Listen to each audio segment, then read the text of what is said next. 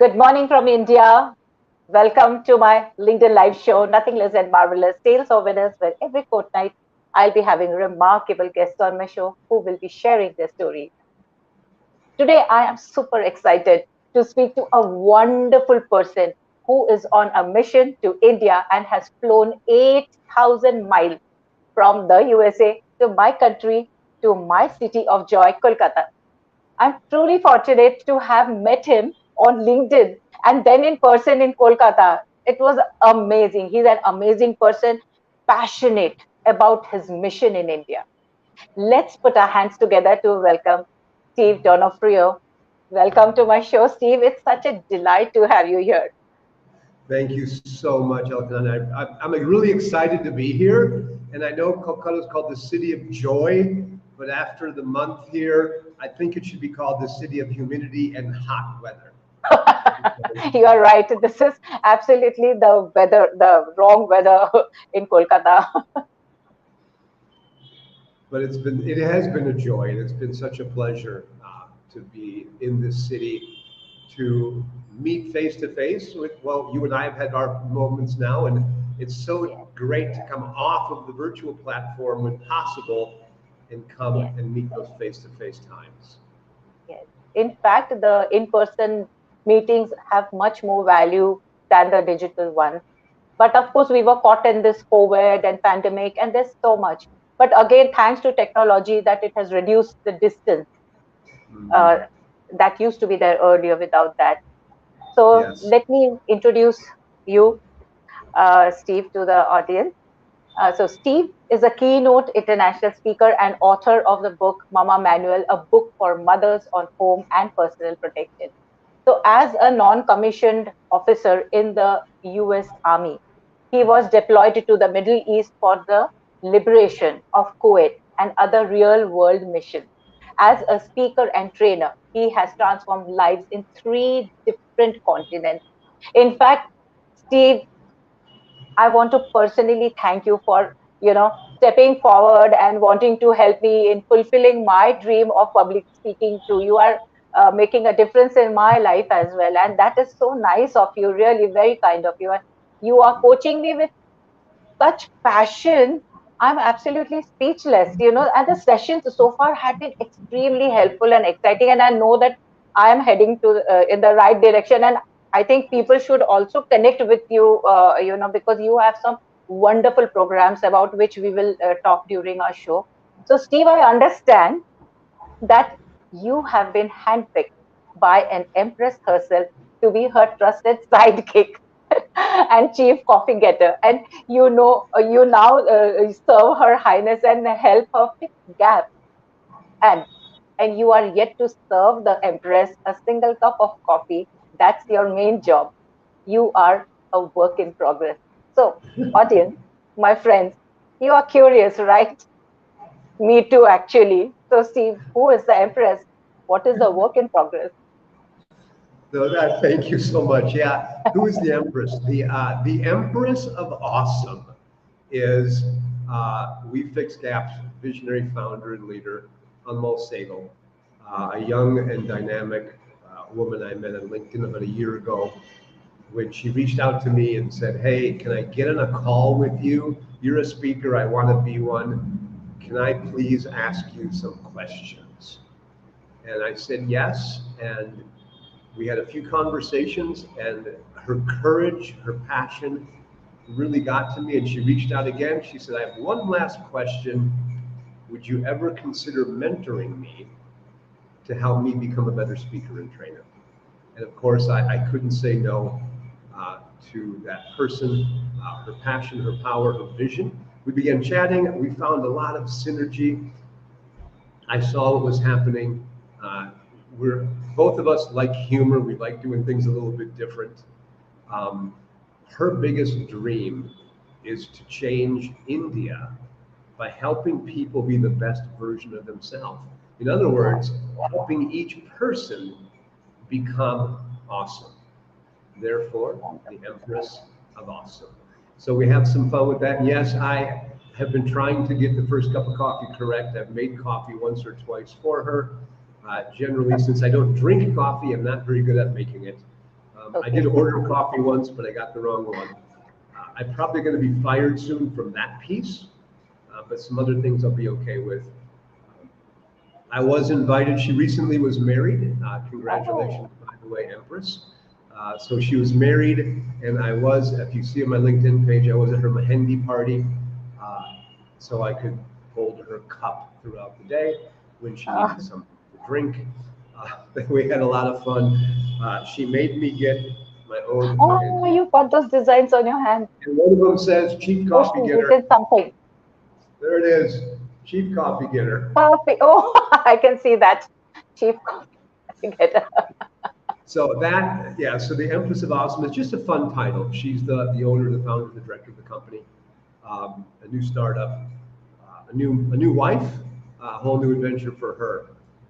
And the work in progress right now, since I've been here, has really been introducing the company, introducing the different programs, and really kind of just launching and building our foundation. So that's who the Empress of Awesome is. In fact, I would encourage you this way: if you want an amazing story, bring the Empress of Awesome, Amal Segal, on your show. And if you're out there watching and you have a platform, her story, going from shy and afraid to now the Empress of Awesome and running her own startup is an amazing journey that's just beginning.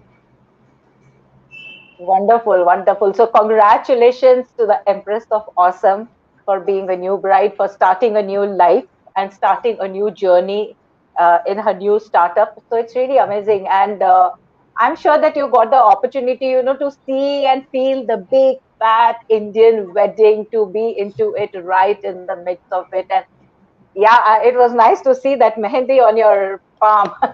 The mark will be there for a few days. And I'm sure that you are definitely going to take back pleasant memories home, and about your experience here, Steve. So I think here on Facebook, Pratham Vadva has written, "Hi Alaknanda Pramanik, hi Steve. Looking forward to the wonderful interaction." Yeah, thank you. So we'll be having more people coming in, and because people are all spread across the globe on different time zones, so those who are not here now, they'll be listening it later. So, Steve, as you know, that my show focuses a lot on challenges people face in personal life and professional life, and how they can overcome it. How they become winners out of it, and that's what my show is about. Nothing less than marvelous tales of winners. And we all know that challenges are inevitable in our life, in everybody's life. So you had been in the army, and then you have traveled to three different continents, and each time for a determined mission. So, having said that, what was the hardest challenge that you faced, and how did you tackle it? Hmm. Wow, how do I answer this? The hardest challenge that I have faced is the challenge to understand that all challenges are neither hard nor easy. Okay. The hardest challenge is the internal challenge of how I view and respond to each and every challenge we face. It's the challenge from within. One of my philosophers I enjoy is Seneca. He's an old Greek philosopher. He said this way: if you want to escape the things that harass you, that stress you, that bother you, it is not, you are not needing to be in a new place, but to become a new person. So challenges are neither hard nor easy until we label them hard or easy, and they can be very subjective from person to person. I might look at a challenge, a technical challenge with my phone or my computer, and I might think this is the hardest challenge in the world. How will I ever overcome this? But another person would look at the exact same challenge and say, this is an easy problem to solve. It's not the challenge that is hard or difficult. It is the response to the challenge. That in itself is the biggest challenge. So as I travel around, my biggest challenge, my hardest challenge, is an internal one. It's to have the courage to face each challenge and not label it hard or difficult, but simply to look for the solution and move forward and keep as neutral as possible. I know it's not a fun, easy story. It's not like, oh, I had to climb a mountain or do this. It was more looking inward and saying, okay, here's the challenge. I don't need to label this because it's not the challenge. It's Correct. how I respond to the challenge. Yeah, that's right. It's completely depends on the mindset because many times people look at something and think that, oh God, this is so hard, I better not try it. But I feel that if you have not tried, then you have already failed. It's you've already accepted it that you can't do it. But I think every challenge can be met, can be worked around, and it, like you said, that it completely depends on person to person how they look at it, whether it's hard for them, and it differs from person to person. And Mm. I think challenges are like, like how you start a bike, or so you kick it to start it to move forward. So I think challenges are that, to push you to move ahead in whatever you want to do. So that was a wonderful, reply, Steve. So what was the turning point in your life that made you look at, life from a different perspective? And, you started your journey of helping people find more peace and more harmony. So what was the turning point that made you start this Wow. journey? Okay. So there's been a lot of it's not been one moment that said, wow, this is the big thing. There's been a lot of them, but there was one particular moment that began the process of rethinking and relooking, and that was during the liberation of Kuwait, the first Gulf War. And so at that time, when the ground offense had finished and was completed, one of our missions was to go back through some of the battlefields and just check for unexploded ordnance, booby traps, unsafe things. Was there any unexploded bombs, or was there, if a shepherd were to go through or children were to go through, would they get injured or killed? We need to clean up the mess, so to speak. And that one particular day, now being a soldier, I was very proud to have served my country, to wear that uniform. It gave me a sense of power and pride. And one particular day, as we were walking through these battlefields, I was there and I was all decked out in my cool army stuff. You have this real feeling when you're in the desert. It's kind of dusty, the sun is kind of rising, it's kind of hazy. It's a movie moment, you might say. It just kind of Yes, feels powerful. like I can You just feel visualize. so you have this power. I had this powerful feeling, this pride and power. And as I was walking through, a glossy image in the sand caught my attention. I was curious what it was. It was next to a completely destroyed armored vehicle, Iraqi armored vehicle. When I picked up the gloss image, it was a picture.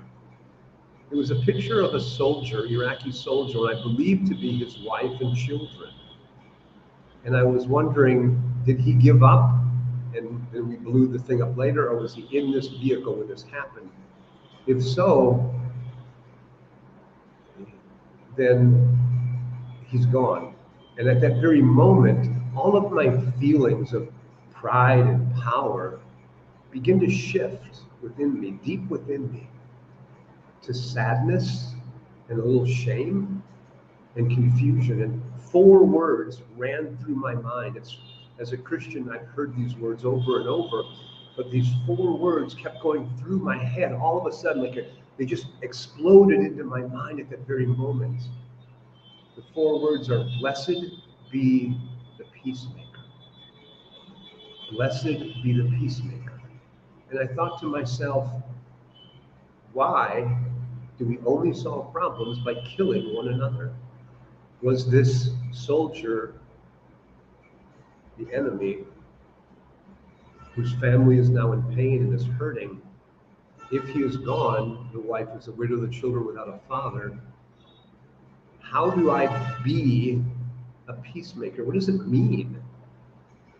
How do you begin? And that began the transformation of me saying to myself, are there better ways to solve problems? Can we look differently at different people, different cultures? Who do we call enemies? How do we label people? So I think if there was one moment, that might have been the moment where things in my brain begin to say, how do we look at humanity and humans in a different way? How do we reshape our view of one another And can we find commonality? And the answer is yes, we can. Can we work in harmony to solve big problems? Yes, we can, but it will take a choice and an effort. So I think that's the moment that I begin to shift. That was so touching, Steve. Really, I choked when you said that, because whatever it is, as human, I think our goal should be humanity. That's the first thing, humanity. It doesn't matter across, it should be across borders, across caste, creed, religion. In the end of the day, we are all citizens of this world. That is the main thing. And we should be caring. So it was very touching. I actually choked on that because I remember when I was a teenager, I was uh, I was in Baghdad for around 2 years. That the first war started then. When we went there was no war, of course, and then war was declared. And for my teenage mind, I always, I didn't understand why people are fighting. Why should somebody kill somebody? For what reason?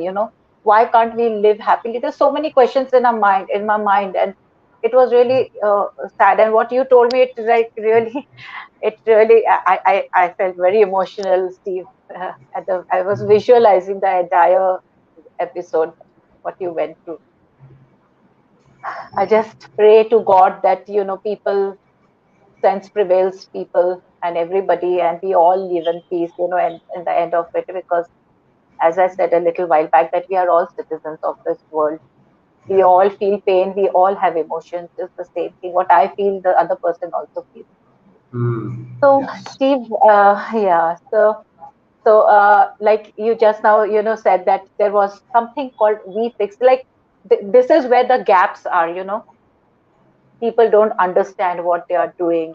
Probably there is a gap. There was a gap in their understanding of their education, or maybe of their. It could be their surrounding. It could be the circumstances. It could be upbringing. It can be so many things about their thoughts. There were some gaps, and what you and the Empress are working here in Calcutta is We Fix Gaps. So, how did you come up with the name We Fix Gaps for the new venture in India? That's a fun story. And again, it goes back to Amal, the Empress of Awesome. It's actually her concept. It's her idea.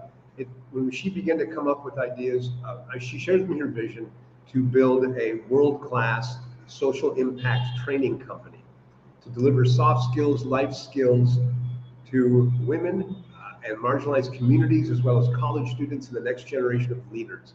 So they are equipped to make better choices. And she mentioned, and GAPS, actually, the first part was going to be GAPS. It's basically her and her cousins got together, and it's the first initial of all her cousins. GA, her Anmol, PS. So it's each one of her initials. It spells that word if you put them in the organ. So at first it was these cousins, GAPS, and she goes, that's what I want to do. I want to fix the gaps. And so she thought I could just call it GAPS, and she goes, but what about it? I said, what are you going to do with the gaps? She was going to fix them. Yeah. And then she was like, well, how about, then they came up with We Fix Gaps. So we just, that was her mindset. And I say, what gaps we're going to fix? And she goes, well, there's education gaps, there's equality gaps, and opportunity gaps. There's huge gaps. I said, okay, fix them all. And hence the vision was born. We Fix Gaps, the social impact company with a simple vision to eliminate gaps in education, equality, and opportunity for marginalized communities around the world, starting right here in Kolkata, India. That's wonderful. That's wonderful. We Fix Gaps. It just, the name itself says it all. Yeah. The name itself says it all. That's really nice, and all the best in this new mission to her as well as you. And I'm sure she'll rise heights not only in Kolkata, and it'll spread far and wide. So, Steve, I had been following your page and listening, to your powerful talks on moments of mastery. In fact, I was going through that the other day, and you are on a mission in India, and your vision is to positively impact 1 million women in India. And being a woman, I am truly grateful to you for your noble thoughts and efforts. So your sessions and talks are impactful because I've heard them, and uh, I want to, if you can tell us something more about, and I think there is you have this thing going, the Wise Escapes Empowerment, Yes. which is based on empowering and the women. So tell us something more about Wise Escape Empowerment and how you can, how it helps the people, how people can reach out to you over there So in Wise case they Escapes need any help. Empowerment, Yes. wonderful. So Wise Escapes Empowerment actually began as a self-defense program a long time ago. I'm not going to say when because I'll date myself and know how old I really am, but it's been a long time ago. When I lived in Japan, it evolved to what it is today, and it's basically a self-protection, self-development hybrid. The idea that creating a safer community begins with individuals taking responsibility for not just themselves, but for those around them. So Wise Escapes Empowerment, there's three words because we're intent, we have those three words. Wise or wisdom is about knowledge of Hmm. how does violence happen? How do bad things happen? How does crime and criminals think and deal with things? If we understand how they happen, the processes, we can understand ways to reduce or prevent them, from community programs to neighborhood watch programs to individual safety. So WISE is about the prevention of that. So this is a self-protection program, unlike self-defense. The difference quickly is self-defense is often asks the question, what do I do when someone grabs me? How do I Hmm. react or respond to a physical thing? But self-protection believes that violence begins or protection begins long before any act of violence. Therefore, we ask the question, how do I not get grabbed in the first place? And so prevention is phase one, and that's wise, to be wise, to make good choices and safe choices, to give knowledge to individuals, families, communities about crime prevention, safety, and personal life skills and empowerment. That's wise. Now, escapes is what if we do get grabbed? What if nothing works? And we Hmm. find ourselves in a dangerous situation? We have to protect through a response, whether that be a verbal response or a physical response. We want to escape. We don't want to teach people to fight. We want to teach them to escape violent situations or dangerous situations as quickly and as safely as possible. So we prevent through response, that's the escape. And empowerment is about what if the unimaginable happens? Recovery. How does my life get back to some semblance of normalcy, and how quickly can I be there? Understanding that resilience, confidence, courage is part of recovery. To be ready to recover fast. We talk a lot about how we view things and how we view ourselves and our bodies and our minds. Viktor Frankl, in his book, As a Man Thinketh, talks about his experience in Nazi war camps as a Jewish prisoner. He brings up the idea that the Nazis controlled his entire life, his physical environment, when he went to sleep, when he ate, what he wore. All of the physical things were completely under someone else's control. But yet he says, I was a free man because the one thing they never controlled was my mind. When someone's doing something to you physically, one of the things we talk about is that they're not doing it to you, they're doing it to your body, which is your vessel. If you were to get in a car accident or a fire, be disfigured or lose a limb, are you completely ended? Well, the answer is that's up to you. When you say you are your spirit and your mind, then your body is not you, it's where you live. Hmm. You begin to look at things differently. Going back to our philosophy of ancient wisdom we use a lot, is if you are ever hurt or distressed by a thing, to remember it's not the thing that hurt you, it is your estimate of that thing, your view of that thing, Yeah. and you have the power to revoke that at any time. So it's really the empowering of the mind, helps us to make better choices, the wise part, helps us to be able to escape quicker, but most importantly, if the unimaginable happens, it helps us to recover, it helps us to go forward, and to not be completely destroyed. That's the Wise Escapes Empowerment Philosophies. We teach courses to women of all ages. We do have co-ed courses available, but it's really focusing on women, especially in India, as India was ranked in 2018 as the world's most dangerous country for women. So we have that going on now as we speak. Or we're starting, I should say. In fact, how, in case people would want to connect with you, how should they, get in touch with you, if you can just tell Yeah, the audience? they can look up Wise Escapes Empowerment on Instagram and on LinkedIn and directly message us. They can, that's the fastest way to do it. Just DM us through one of those two pages for now. We do have a Wise Escapes Empowerment link that it's just a simple one page, but the fastest way would be through a LinkedIn or an Instagram.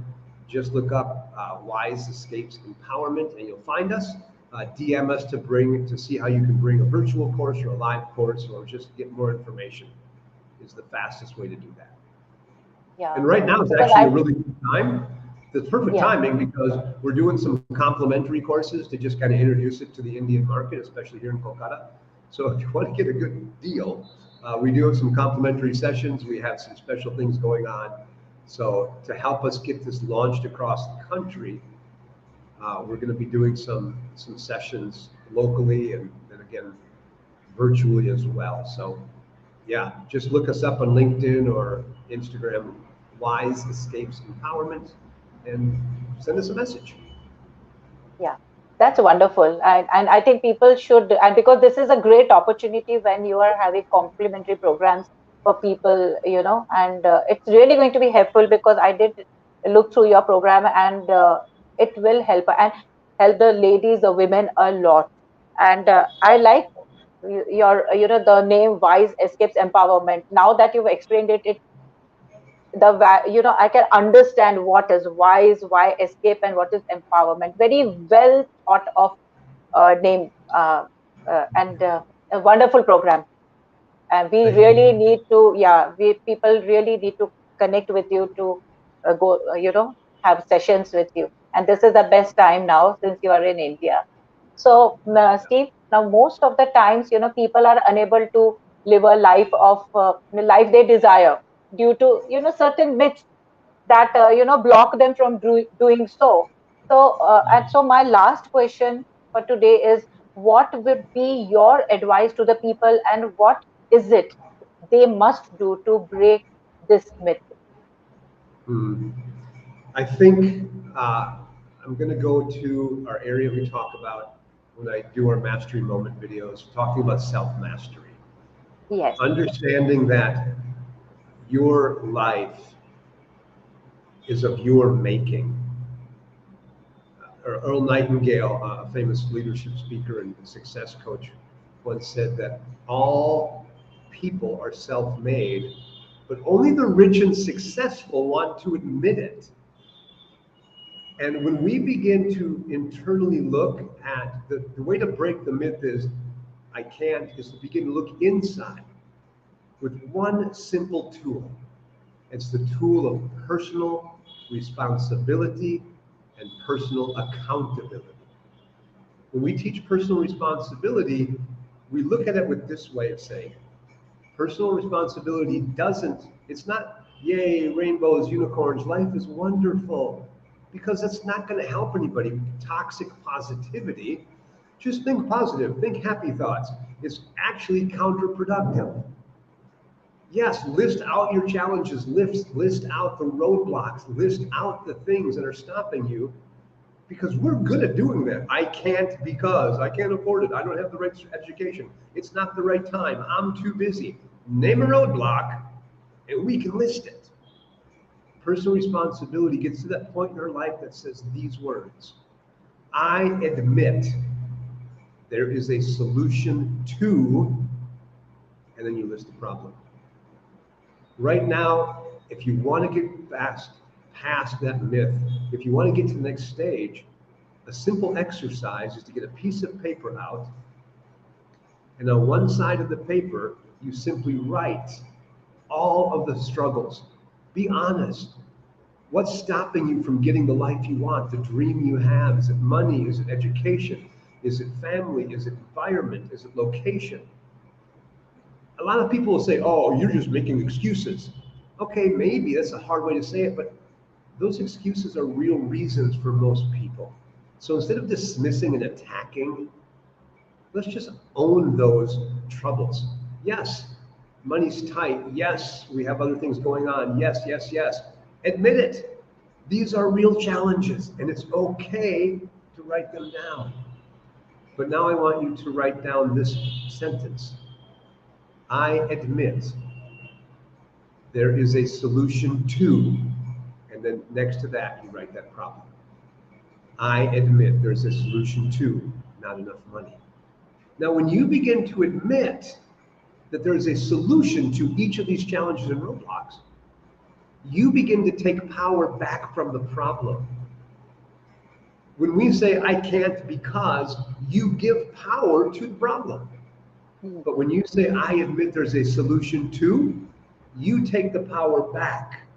And now you begin to get to work on solving the problem that will give you energy, hope. It will give you the needed answers to your question. But you first have to admit there's a solution to the problem you face. And the second part of that is you must be willing to take action. There's a story in the Bible about a man who wanted to be healed by Jesus, and he was sitting around something called the well of Bethesda. And the legend has it that when the waters were stirred, angels were in the water. And at that time, if you got in, you'd get healed. One particular day, this man who could not walk was sitting there pretty far away from the well, I'm guessing. And Jesus came up and he asked a powerful question to the man. He said, do you want to get well? And instead of the man saying yes or no, he said, well, every time the waters are stirred, no one will help me into the water. I can't get there fast enough. And he begins to list his challenges. But Jesus didn't ask him why you're not well. He asked the question, do you want to be well? And the myth begins with the question, do you want change? If the man didn't say, yes, I want to, he doesn't get well. So often we have these reasons and roadblocks. We give the power away instead of asking ourselves, do we want to change? Yeah, my life's terrible right now, but do I really want to go through the hard work to change it? Step one, do you want to change your life? Do you want to get better? Look in the mirror and say, do I want change? If the answer is yes, I do, then write down, I admit there is a solution to, and list your problems. Those are the first two things you can do to break the myth of why you can't get the life you deserve, the life you're worthy of, and the life that's waiting for you. Do not pity the man who dies early. Pity the man who never lives. Yeah, very, very well said. And yeah, in fact, it is true that, limitations are in our mind. I think we all have the potential to do great things, but it's the limitations. Even if we have that little speck of doubt which comes in our mind, how, why, can I, maybe not, those are the things which come as obstructions. So the more, like, the power of mind, the more we think of challenges, the more challenges when obstructions come in our way. But the moment we accept that, I guess obviously the solution is right there. And once the door of solutions open, the universe opens the door, you will just see overload of solutions. So it's Mhm. right there, but it's all within us, our mindset. We are responsible for our own change. Yes. Absolutely. And yeah, initially people might think that is difficult, but when you master yourself in thinking that, well, I accept that, and then the rest follows, and it's all for the best. So very wonderful. It was really nice, and I think people should go to your page and see your videos, your talks on mastering the mind, mastering yourself. They are really, really powerful and very, very impactful, actually. Thank So, you. Steve, it was really nice having you here. And in the end of my show, I normally have a rapid fire round to, make a, bring a fun ending to my show, basically. And so, if Okay. you are okay with it, can I go ahead with the rapid fire round? You Okay, got it. that's great. So, here it go. I start now. Cardio or weights? Weights. Okay. Abs or chest? Chest. Music or podcast? Podcast. Rain or sunshine? Sunshine. Okay. Morning person or night owl? Morning person. Or night owl. Okay. Smile or eyes? Smile or eyes? Smile or eyes? Smile. Okay. Baseball or soccer? Soccer. Listen to heart or listen to mind? Mind. Quick temper or controlled temper? I'm going to say control temper, but I don't have one as much as I want. So. Okay. Running or swimming? Oh, can I say neither? I'll Okay. go with swimming. So, okay, you want to go with swimming? Okay. That's fine. So that's the end of my rapid fire round. It was amazing. It was really nice having you here, Steve. Thank you so much for sharing your thoughts and making life worth living. Because you are definitely making a difference in many people's life, uh, for sure. And I really look forward to be in connection with you, and to see we fix gaps and wise escape empowerment grow and people reach out, because it is definitely going to help them a lot. I want to thank everyone. I want to thank Success Psyche for their support. I want to thank my audience for their support and for their love and for being here, and to thank all those who will be seeing this video later as their time comes, because we are all in different time zone. And I want to thank people who have been here. There was on um, YouTube, Rishabh Roy greets us. On LinkedIn, we have Virendra Kumar Chaudhary, who he said great discussion. So thank you very much to everyone. Thank you, Steve, for being here. Thank you very much. It's been such an honor.